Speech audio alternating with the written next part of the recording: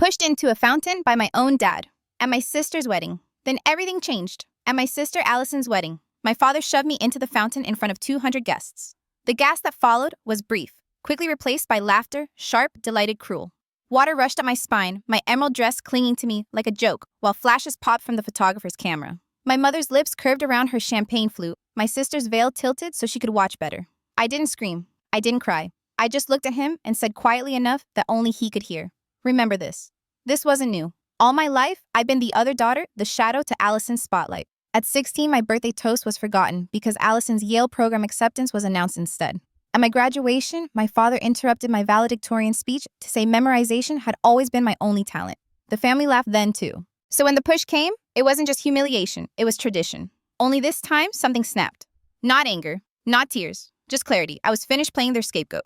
I left the fountain dripping and walked straight through the ballroom. Conversations stuttered. Cousins smirked, strangers whispered. The bathroom mirror showed me a drowned woman, mascara, streaked hair plastered. And yet I felt strangely steady. For the first time, I didn't need their approval. I texted Nathan, my husband, they didn't know existed. Dad pushed me into the fountain, in front of everyone. His reply came instantly, 10 minutes. Team inbound. Are you safe? Yes, I typed back. And realized I was. On my way out, a young woman stopped me. I'm Emma Wellington, sort of. Step-cousin. I saw what he did. That wasn't okay. Her words nearly broke me. A stranger's kindness after decades of silence from my own family. I pulled a spare black dress from my car, one of those habits you develop when no one rescues you but yourself. 10 minutes later, I wasn't dry, but I was deliberate. I smoothed my hair, painted on fresh mascara, and stepped back into the ballroom. My mother glanced up.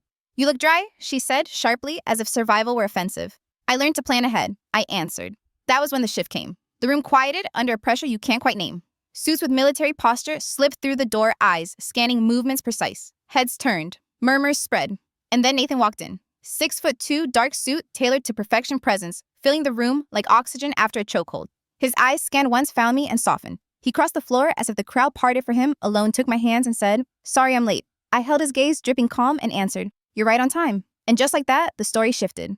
Growing up in the Campbell household meant learning quickly that love had conditions. From the outside, we looked perfect. Beacon Hill addressed dinner parties with crystal glasses. A father who was a powerful attorney, and a mother who floated through charity galas as if the world adored her. But behind those polished doors, there was an unspoken law. Allison, first, Meredith, second. It started small. At 7, I brought home a blue ribbon from the science fair. My mother's only response was, Smile smaller in pictures, Meredith. It makes your teeth look big. Allison, meanwhile, had a drawing hung on the fridge for weeks. By 12, it became routine. At family dinners, my father would toast Allison for mastering ballet routines while I sat quietly with my perfect report cards unacknowledged. Even my own 16th birthday was hijacked. My father announced Allison's acceptance into a Yale summer program before I'd even blown out the candles. The cake went stale in the kitchen. The message was constant, cruelly simple. Allison was radiant, and I was the shadow she stepped over. I tried. God, I tried. I studied harder, worked longer, forced myself to smile even when the comparisons cut me raw. But nothing satisfied them. My mother's voice still echoes. Why can't you be more like your sister? The words became a refrain so ingrained that I almost believed them myself. College didn't change much. While I quietly graduated top of my class at Boston University, balancing jobs and coursework, my parents drove hours to watch Allison's every performance at Juilliard. When I finally walked across the stage at graduation, they told me my sensible career was at least practical. Meanwhile, Allison's dance degree was following her passion. By then, I'd stopped expecting recognition. I stopped sharing anything real. Instead, I built walls and let my silence carry me through. But silence has a cost. You shrink yourself to survive, and in shrinking, you begin to disappear. The irony is that while my parents were busy writing me out of their story, I was writing my own in places they could never imagine. By my late 20s, I wasn't just surviving. I was thriving in ways they'd never know. At Quantico, I didn't just pass, I excelled. At the Bureau, I wasn't just competent, I became essential. But to them, I remained invisible. And maybe that invisibility became my advantage. My victories weren't paraded for their approval. They were mine alone. Every closed door, every forgotten birthday candle, every insult they whispered, thinking I wouldn't hear it all, forged me into someone they couldn't recognize. Someone they underestimated. And that's why when Nathan walked into the ballroom at Allison's wedding, I didn't just see my husband. I saw proof that their version of me had never been the truth. Because the girl they mocked into silence had grown into a woman they couldn't control. I met Nathan on a day that should have been ordinary.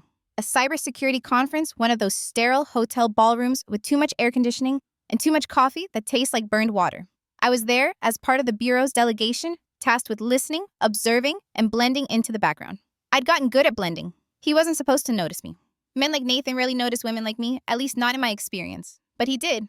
Not in the way people usually did, with a quick glance to size me up to measure me against Allison's kind of radiance. His gaze lingered sharp but curious, like he saw through the mask I wore.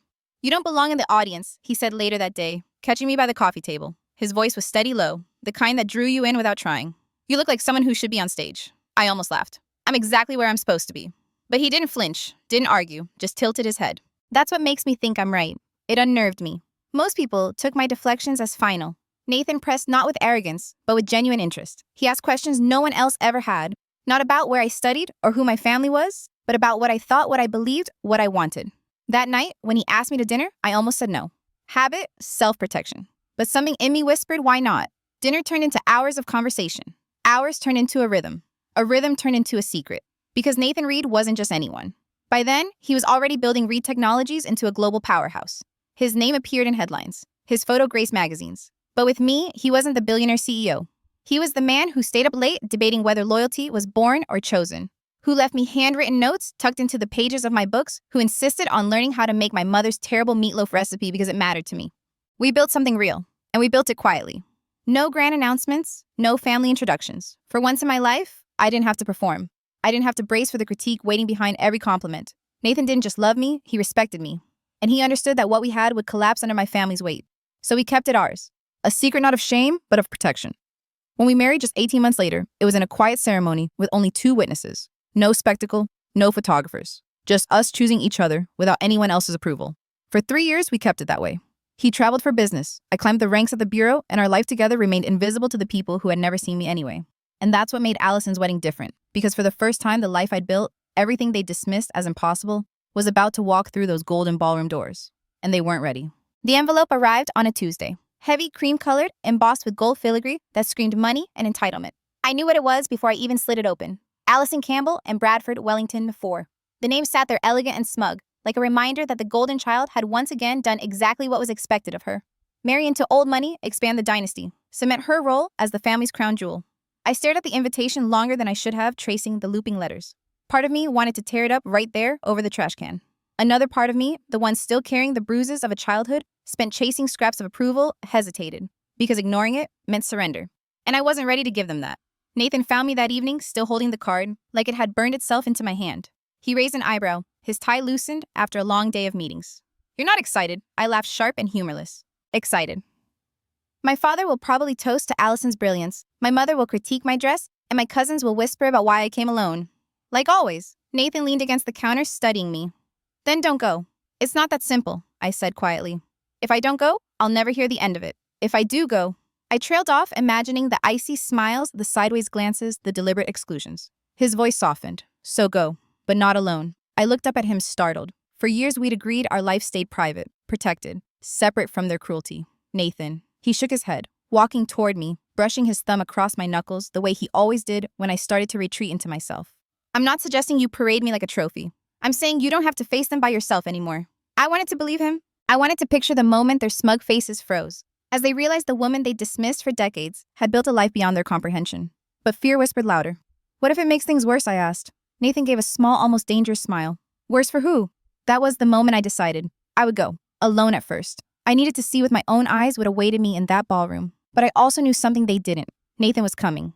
Maybe not for the ceremony, but for the reception. And when he walked in, the story my family had written about me all my life would finally fall apart. The invitation was meant to remind me of my place at the edge of their world, tolerated but not celebrated. They had no idea it would become the stage for their undoing. The Fairmont Copley Plaza glowed that afternoon like something out of a royal wedding magazine. White orchids dripped from crystal chandeliers. Gold-rimmed champagne glasses sparkled at every table. Allison had spared no expense. Of course she hadn't. This wasn't just a wedding. It was her coronation. I walked in alone, my heels clicking against the polished marble. My dress was elegant but understated, a deep emerald green that I knew would draw comments from my mother. Sure enough, I hadn't even made it past the entrance when I heard her voice behind me, sweet as poison. "Meredith, you came?" I turned. Patricia Campbell, flawless in pale blue silk, her diamond necklace catching the light. Her eyes swept over me, cataloging every perceived flaw. "That color washes you out. You should have asked me before buying something so bold." I swallowed the retort that burned at the back of my throat. Instead, I smiled tightly. "Good to see you too, Mother." From across the room, I spotted my father. Robert Campbell, the great attorney, laughing heartily with Bradford's banker uncle's pride swelling in his chest like he owned the place. His eyes skimmed over me, once quick dismissive, before returning to his conversation. The seating chart told me everything I needed to know. Table 19. Not with family, not even near them. Tucked away with distant relatives who barely remember my name. My chest tightened, but I didn't protest. Fighting for a place at their table wasn't my battle anymore. As I crossed the ballroom, the whispers began. Is she here alone again? I heard her last relationship ended in disaster. Look at that dress. Trying too hard. I kept walking chin high, though every word scraped against me, like broken glass. My cousin Tiffany Allison's maid of honor drifted over, fake smile plastered on her face. Meredith. God, it's been ages. Love the dress? Discount retailer. She didn't wait for an answer. Anyway, Allison was worried you wouldn't come. After missing the shower, the bachelorette, the rehearsal. Work, I said simply. Right, she drawled, making air quotes. Your mysterious job. I forced myself to stay calm, to keep my composure. Let them think what they wanted. The truth was coming, and when it did, the whispers would die in their throats. The ceremony passed in a blur of pomp and spectacle. Allison floated down the aisle in custom Vera Wang, radiant and smug. My father beamed, my mother dabbed fake tears, and the guests swooned. When it was over, they all swept toward the reception like royalty leading their court. I followed quietly, unnoticed, until the family photo session began. That's when I realized they had already taken the official portraits without me. A fresh sting, sharp and deliberate. I stood there clutching my clutch, my smile frozen in place, while my sister posed with our parents, her new husband, and every cousin who had ever sneered at me. No one called me over. No one noticed my absence. Except me. As I slipped away toward the terrace for a breath of air, I told myself something simple but absolute. I am done being invisible to these people. They thought this was Allison's stage. They thought I'd play the role of the shadow, the failure, the forgotten. They had no idea the spotlight was about to turn, because Nathan was on his way. Dinner had barely ended when the crystal glass chimed. My father stood, commanding attention with the confidence of a man who had spent decades turning courtrooms into stages. The microphone in his hand wasn't necessary. His voice carried naturally trained to cut through noise to dominate. Today, he began puffing out his chest as the proudest day of my life. My beautiful Allison has made a match that exceeds even a father's highest hopes. Applause rippled through the room. My father smiled, basking in the glow, and then turned the knife. Allison has never disappointed us. From her first steps to Juilliard to this marriage, she has been nothing but a source of pride. The implication hung in the air, poisonous and deliberate. My chest tightened, but I kept my face still. He shifted, then his eyes locking onto me across the room. Of course, not all of us find success so naturally. A nervous chuckle spread through the tables. My fork clinked against the plate. Some, he continued, his voice heavy with scorn, choose to hide behind mysterious jobs. Some can't even find a date at 32. Always the disappointment, always the failure. The laughter grew louder. My mother hid a smirk behind her champagne glass. Allison's smile was sharp, triumphant. I felt the heat crawl up my neck, but I didn't move. My father wasn't done. You think we don't know why you're here alone, Meredith? Why you vanish from family events? Why you sulk at the edges? Always jealous. Always envious of your sister's accomplishments. He was walking toward me now, microphone still amplifying every word, the crowd eating it up. The humiliation wrapped around me like chains. And then he shoved me, hard. I stumbled back, arms flailing, and in an instant the icy water of the courtyard fountain swallowed me whole. The shock stole my breath. Gasps, then laughter, then cheers rose from the crowd. Someone shouted, "Wet t-shirt contest." Another wolf whistled. Water streamed from my ruined dress, my hair plastered to my face. My father stood over me, smiling like a man who had won. My mother's eyes glittered with satisfaction. Allison laughed loud and unrestrained, her white gown glowing as if mocking my soaked, clinging emerald.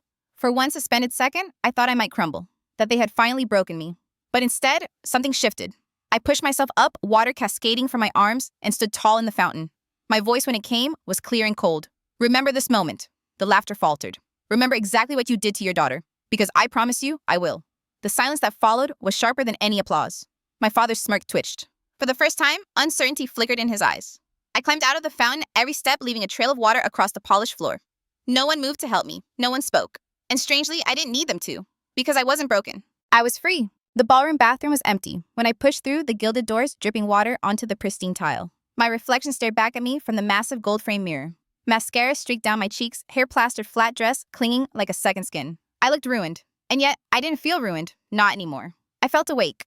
For 32 years, I had been shrinking myself to fit into their narrative. Meredith, the failure Meredith, the scapegoat of Meredith, the one they could laugh at to make themselves feel taller.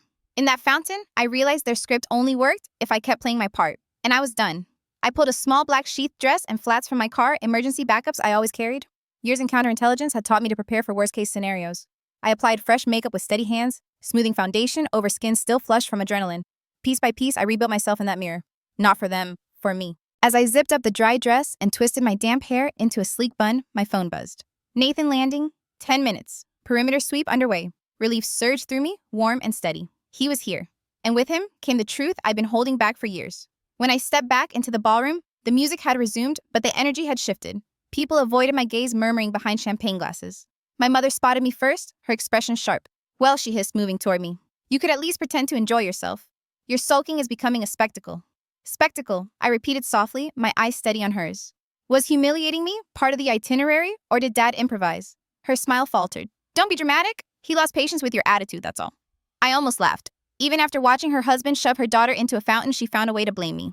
But this time, the weight of her disapproval didn't crush me. It rolled right off, because I knew what was about to happen. From the entrance came the sound of heavy doors opening. The hush swept the room like a wave.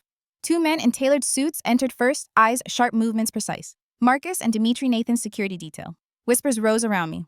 Who are they? What's going on? And then he walked in. Nathan Reed, my husband, my secret, my anchor. Tall, commanding, the kind of presence that filled every corner of the room. His suit was immaculate, his expression unreadable until his eyes found me. Then the corners of his mouth softened into that private smile that belonged only to me.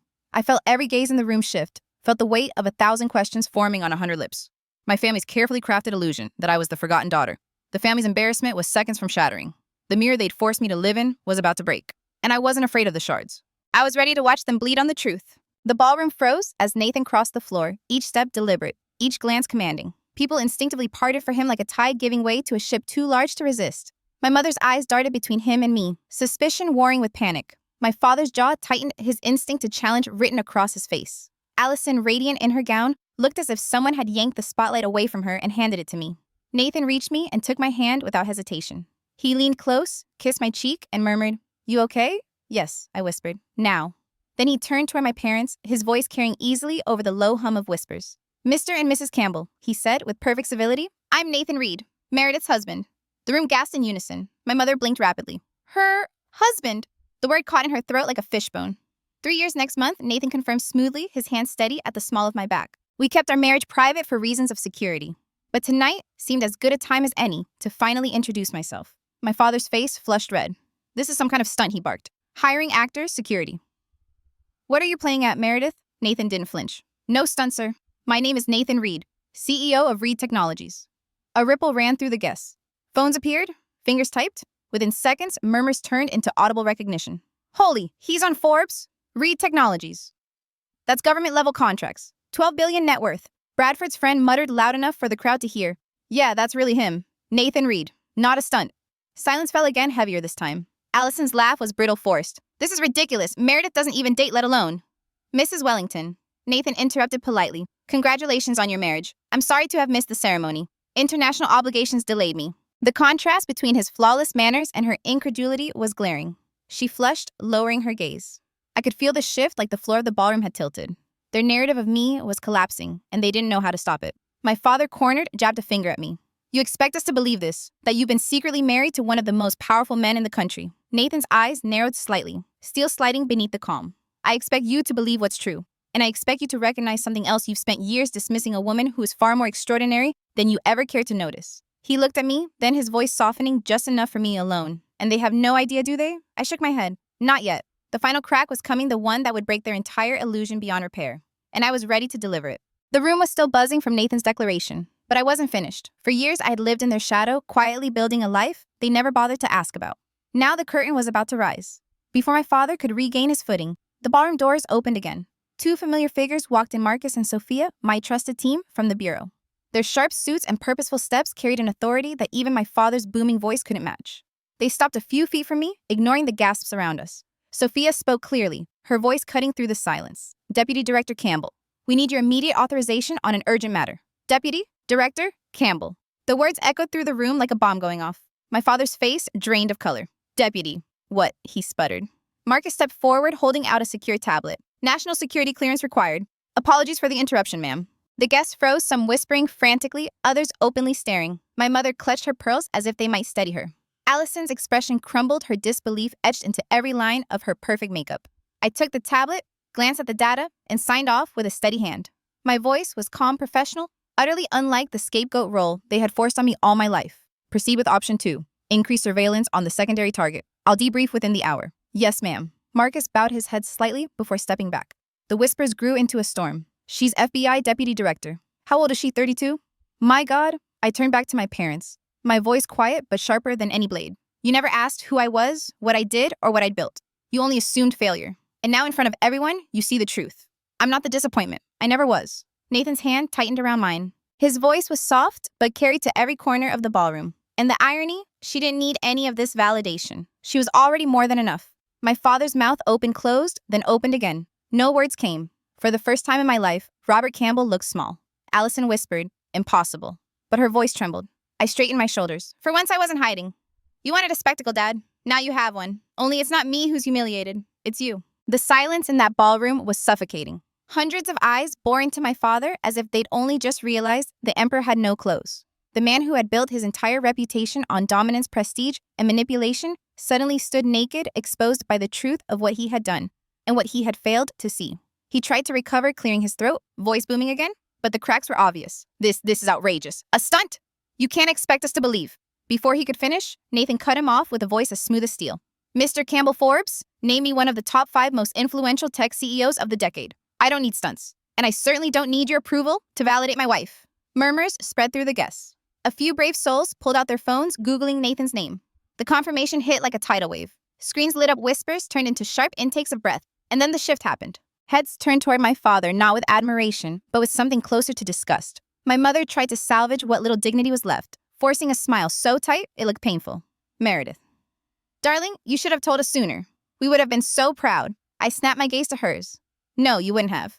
You would have twisted it, diminished. It made me feel smaller just to keep Allison on her pedestal. Don't insult both of us with that lie. Her lips quivered, and for once she said nothing. Allison stormed forward, her wedding gown sweeping across the marble floor like a storm cloud. So this is your big moment. You come to my wedding and try to make it about you. I met her fury with calm. No, Allison. Dad made it about me when he shoved me into a fountain. Mom made it about me when she whispered to her friends that I'd never thrive. And you made it about me every time you pretended I didn't exist. I didn't create this spectacle. You did. All of you. Gasps rippled. My words weren't loud, but they cut deeper than a scream ever could. Allison's mouth opened, then snapped shut. Bradford, her new husband, placed a tentative hand on her arm, as if even he realized her outrage was misdirected. I turned back to the crowd, scanning faces that had once only smirked at my failures. For years, I was your favorite story. The failure, the scapegoat, the running joke at family gatherings. But here's the truth. I am not your punchline. I am the woman who protects this country.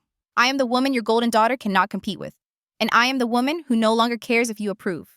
My father's face was crimson, his jaw clenched, but his voice cracked when he finally spoke. Meredith, you've humiliated us? I tilted my head, allowing a small smile to curl. No, Dad. You did that yourself the moment you pushed me into that fountain. The crowd stirred. No one laughed this time. I could feel the shift power sliding off his shoulders and settling firmly on mine. For once, they weren't laughing at me. They were watching me. Nathan leaned in close, his voice low but certain. They're finished, Meredith. You don't owe them anything more. I nodded, feeling the truth of it sink in. The chains I had carried my entire life were breaking link by link. I faced my family one last time. Remember this night. Remember what you lost, not because I finally fought back, but because you never thought I would. The hush that followed was heavier than any applause. My father's empire of control had crumbled, and all that was left was silence and the unmistakable truth that the Campbell scapegoat had just become the Campbell reckoning. When Nathan and I turned to leave the ballroom, the noise returned in a flood whispers, half-muted exclamations, frantic speculation. The same mouths that had laughed at me minutes earlier now tripped over each other, trying to rewrite the narrative. I could feel that the shift in power wasn't just within my family. It was in the room itself. Emma Bradford's quiet step-cousin caught my eye from the edge of the crowd. She mouthed one word finally. It startled me, a flicker of solidarity where I least expected it. Behind me, my father barked out a desperate call. Meredith, wait. We need to talk about this. About appearances. His voice cracked on the last word, and that crack was louder than any shout. I stopped, not to obey, but to deliver one final blow. I turned, meeting his reddened eyes. You're worried about appearances. After shoving your own daughter into a fountain in front of 200 witnesses, that's what ruined you, not me. The crowd parted instinctively, giving Nathan and me a clear path to the doors. But the whispers followed. Deputy Director, FBI, can you believe it? Her husband, Reed. Technologies, I saw him in Forbes. Oh my God, did you see Robert's face? Each fragment was another stone piled on the ruins of my family's facade. Outside, the air was crisp, untainted by perfume and champagne. Nathan's security detail moved with quiet efficiency, clearing the way toward the waiting car. For the first time in years, I felt weight lift from my chest. Still, a part of me trembled, not from fear, but from release.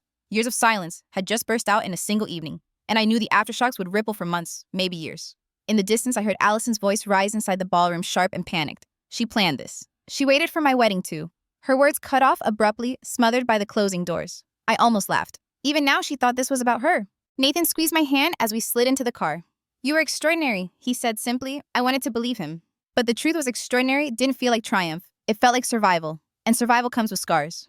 As the car pulled away, I looked back once, watching the hotel lights fade behind us. Somewhere in that glittering tower, my parents were scrambling to contain the damage, spinning stories and venting excuses. I knew them well enough to predict it. They'd tell relatives I'd exaggerated, that Nathan was just a business contact, that my FBI role was inflated. They'd do anything to keep the Campbell narrative intact, but it didn't matter anymore. For once, their story wasn't mine to carry. I turned back toward the Nathan, his steady gaze anchoring me. "This isn't over," I whispered. "No," he agreed. "It's only just beginning. Thanks for staying with me through this journey. Sharing these twists with you makes it all worthwhile, and trust me, the next story will leave you just as speechless."